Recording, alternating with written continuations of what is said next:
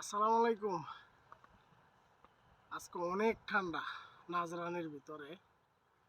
মানে আমি সৌদি আরব আইছি, এই 11 মাস শেষ হয়ে যাইতেছে, 12 মাস হরতাছি।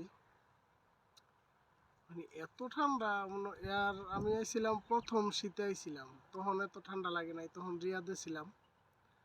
মানে এখন বাজে করে, এখন মাত্র বাজে দিনের 4টা।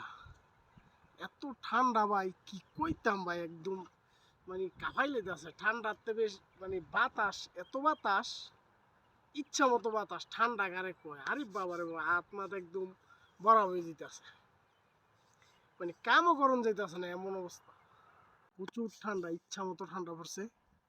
তো যারা এরিয়াতে আছেন তারা জানায়েন কেমন ঠান্ডা, অন্য অন্য এলাকায় যারা আছেন তারা কেমন, ওইদিকে কেমন ঠান্ডা জানায়েন। নাজরানির ভিতরে একটু ঠান্ডাটা কেমন, আমার তো একটু বেশি লাগতেছে আর কি।